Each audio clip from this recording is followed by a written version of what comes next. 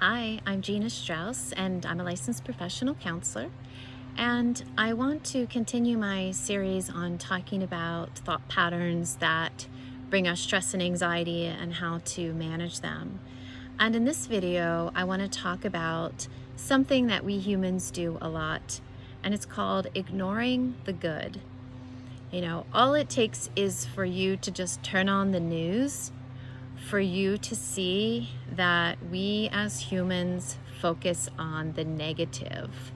We look for what's going wrong, we look for what to fear, and that is what we focus on. And it again goes back to the brain being focused on survival and having a very natural negativity bias where we look for the negative. And so translating that into our own lives, we tend to focus on what is going wrong in our lives in general.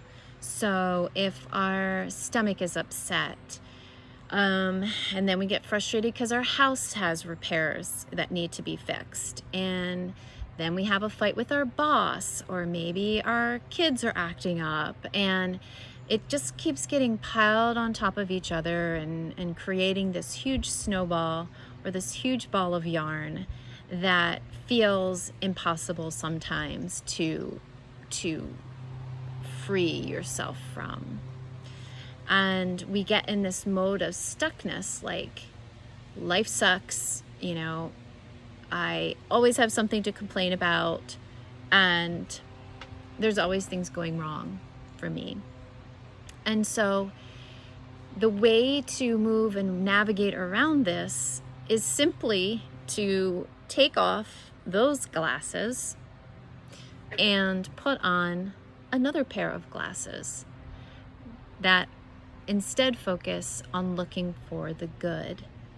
There used to be a saying about putting on rose-colored glasses, right? And that kind of got a bad rap because that almost meant like you're thinking everything is positive and this whole movement towards positivity and positive psychology and happiness and everything. And it's like, yeah, that is really great. And I mean, we can't negate reality that negative things do happen.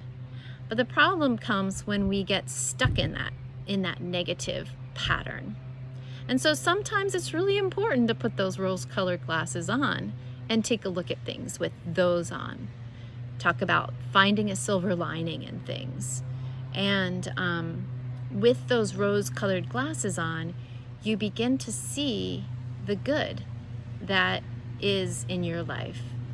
The things that are working well and don't need to be fixed.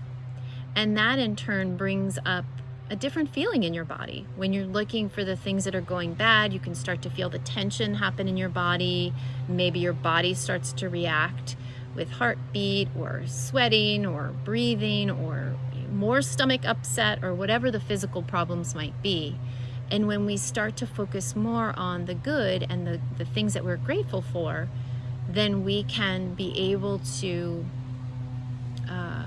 live in a body that's less tense and more light. And it's almost like a feeling of something being lifted from you. Now, it doesn't mean that the fight with the boss is going to disappear, but maybe instead we can think of it as an opportunity to learn something about ourselves and our boss, and maybe either work something out between us, or maybe if this is a part of a bigger picture of unhappiness at work, maybe it's an opportunity to move into something else. If our house needs repairs and we need to make the money for that, that is a part of life. And once those repairs come to the house, it's going to be that much more beautiful to live in. And, when we have stomach upset, if we can really listen to that and tap into it and get the help that we need, we can then move into a deeper state of health. So ignoring the good is a pattern that we come by naturally, right?